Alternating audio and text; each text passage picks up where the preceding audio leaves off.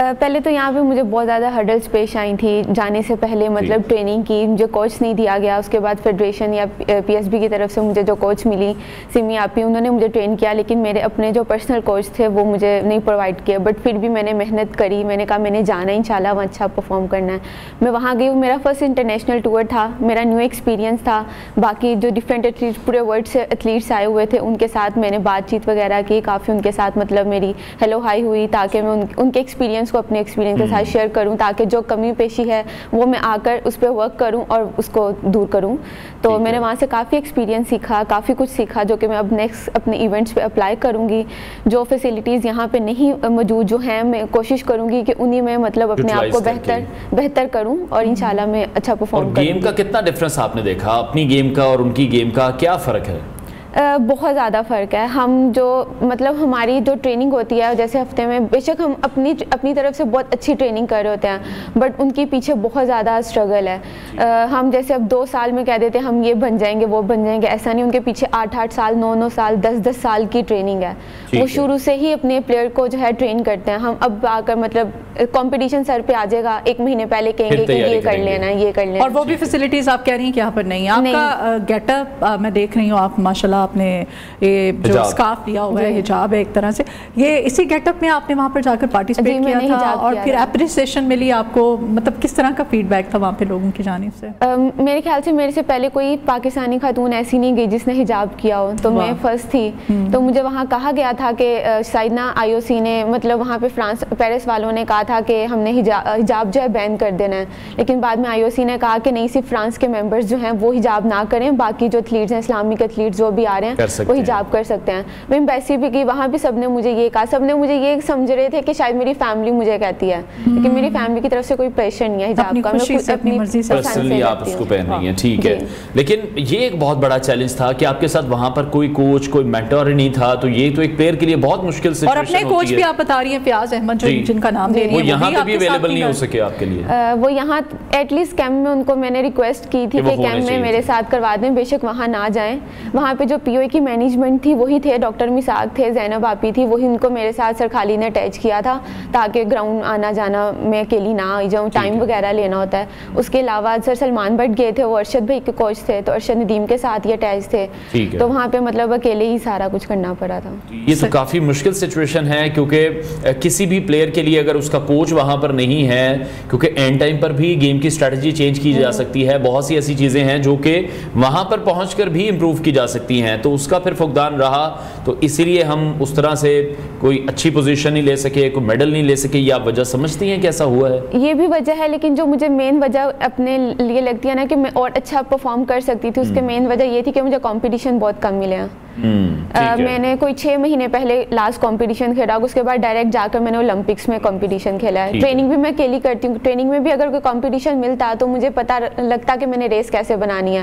अब हम बिल्कुल पेपर्स देते हैं, उससे पहले टेस्ट सेशंस हमारे होते हैं, तो मतलब वो टेस्ट सेशन अपने पेपर को प्रिपेयर करने के लिए होते हैं। यहाँ पे मुझे नहीं कंपटीशन मिले थे। तो फिटनेस ट्रेनर है कोई यहाँ पे आपका, कोई आपको टीम को डॉक्टर से चेकअप किस तरह से मेंटेन करती हैं सारी चीज़ों को आप? मैं खुद अपने ओन पे सारा कुछ कर रही हूँ हैंडल, यानी सब कुछ। जिम भी जो है पंजाब यूनिवर्सिटी जाकर नबील भाई हैं उसके जो असिस्टेंट डायरेक्टर हैं उनके पास करती हूँ, मतलब वो मुझे सारा कुछ, मेरे जो कोच पर्सनल हैं वो साहिवाल के हैं, तो वो मुझे सारा शेड्यूल वगैरह सेंड कर देते हैं। तो एक स्प्रिंटर 100 मीटर के गौहर शहबाज, उनके साथ में ट्रेनिंग कर रही हूँ, वो भी पाकिस्तान के चैंपियन रह चुके हैं। तो इसी तरह तो जब आप पेरिस से वापस आई हैं तो फिर आपको किसने आपको इनवाइट किया, आपको एप्रिसिएशन दी, आपको बुलाया? चीफ आर्मी स्टाफ ने बस मुझे बुलाया। अच्छा, उसके अलावा जी, उसके अलावा किसी ने अभी तक नहीं बुलाया। जब अरशद नदीम को भी बुलाया था मेरे ख्याल है, फिर तमाम लोगों को बुलाया जो ओलंपिक्स के लिए गए थे। नहीं, हाँ जी, कुछ क्रिकेटर्स भी थे, कुछ अदर ओलंपियंस थे, और इसी तरह हम लोग थे, 4-5 लोग थे बस। ठीक है, तो एथलेटिक्स की तरबियत में फिर आप किस तरह से देख रहे हैं कि जदीद टेक्नोलॉजी और जो फैसिलिटीज़ हैं कितनी ज़्यादा अब इम्पॉर्टेंट हैं कि जिसके बगैर हम इतने बड़े स्टेज पर नहीं मेडल ले सकते? वहाँ पे जो ग्राउंड्स है ना डिफरेंट, जैसे अब हमने वहाँ जाकर ट्रेनिंग सेशन किए, उसके मतलब एक ही जगह में 4-5 ट्रैक्स थे, ठीक है। कभी हमें किस ट्रैक पे ले जाते थे, कभी किस ट्रैक पे ले जाते थे, मतलब वहाँ पे इतनी फैसिलिटीज हैं। और जो जिम था वो सब कुछ ऐसे था लाइक मशीनरी थी। यहाँ पे तो वेट हमें खुद उठाना पड़ता है, वेट करना पड़ता है, वो सब कुछ मशीनरी थी। बिल्कुल एग्जैक्टली। यहाँ पे तो एक ट्रैक है पंजाब स्टेडियम, और वहाँ पे भी इतना रश होता है, फुटबॉल भी उधर हो रहा होता है, कोई इवेंट्स होते हैं बंद कर देते हैं स्टेडियम, क्रिकेट के मैचेस होते हैं स्टेडियम बंद कर देते हैं, इवन हमें अलाउ नहीं करते हैं। इवन अभी हमें आई हूँ वापस तो गेट वाले ने रोक लिया कि आपकी मेंबरशिप किधर है। मैंने कहा मैं ओलंपियन हूँ, लाइक इधर कोई ओलंपियन नहीं है, ग्राउंड में नहीं है कोई। एग्जैक्टली। फिर मैंने उनसे कहा मैं खुद मिनिस्टर से जाकर बात कर लूंगी, और जिम की फैसिलिटी भी नहीं है, फिर इसलिए मुझे पंजाब यूनिवर्सिटी जाना पड़ता है। उनसे मैंने रिक्वेस्ट की हुई है, फिर वहाँ जाकर जिम करती। बड़ी हिम्मत है, इतनी छोटी सी उम्र में इतनी हिम्मत, आपने इतना हौसला कि आप सारी हर्डल्स को खुद ही फेस करिए। अच्छा, जो वहाँ पर फाइनल तकरीब हुई थी, वहाँ पे आपने जो शिरकत की थी, उस वक्त आपके क्या जज्बात थे पेरिस ओलंपिक्स की, क्या फीलिंग्स क्या थी उस वक्त? उस टाइम मैंने फ्लैग पकड़ा था क्लोजिंग सेरेमनी पे। अच्छा। और वो पाकिस्तान का फ्लैग मेरे लिए पकड़ना बहुत बड़े फख्र की बात थी कि मैं अपने कंट्री को रिप्रेजेंट कर रही हूँ। तो पहले तो ओपनिंग से क्लोजिंग तक मैं वहीं पे थी, यानी मैंने ओवरऑल सारी ओलंपिक्स को मतलब एंजॉय किया है, हर इवेंट्स पे भी जाती रही हूँ। ठीक है। तो अरशद भाई का मेडल जब लगा तब भी मैं वहीं पे थी, उनकी वो जो जेवलिन थ्रो थी वो भी मैंने देखा, मेडल सेरेमनी भी देखी, पाकिस्तान का तराना भी बजा तो वो भी देखा। तो ओवरऑल सब कुछ मैं बहुत खुश थी कि मैंने सब कुछ अपनी आंखों से लाइव देखा। जो लोग इधर बैठ के टीवी पे देखकर खुश हो रहे हैं और मैंने सब कुछ लाइव देखा। ठीक है। तो ओलंपिक्स में हिस्सा लेने से पहले और ओलंपिक्स में हिस्सा लेने के बाद क्या चेंजेस आपने अपनी लाइफ में देखी, अपनी पर्सनालिटी में देखी?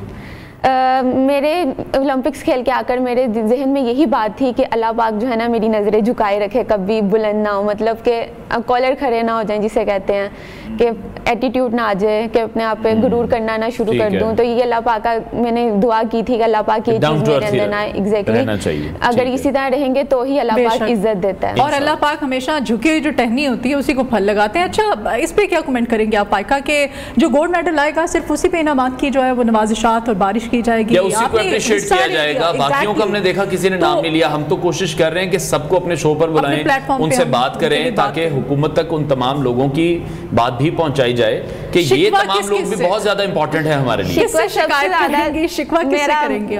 है सीएम साहिबा से है बहुत ज्यादा, कि मैंने जाने से पहले भी उनसे अपील की थी कि एटलीस्ट मुझे ये प्रॉब्लम्स हैं सपोर्ट किया जाए, लेकिन उन्होंने तब भी मुझे नहीं बुलाया।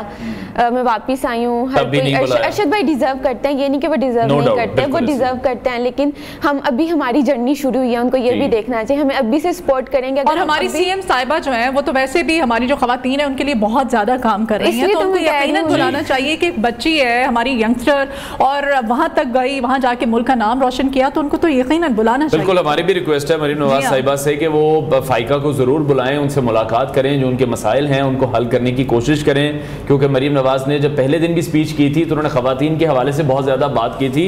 और ये तमाम जो खवातीन हैं, ये जो बच्चियां हैं हमारी, ये इतने बड़े प्लेटफॉर्म पर हमें रिप्रेजेंट करके आई हैं, तो हमें यकीनी तौर इन पर इनकी जो कारकर्दगी है उसको सराहना चाहिए, मजीद सपोर्ट भी करना चाहिए। अच्छा, रिक्वेस्ट की थी, आप उनसे मिली थी या रिटर्न क्या कोई मैसेज मीडिया के थ्रू ही? आप हमारे शो पर पहले भी आई थी।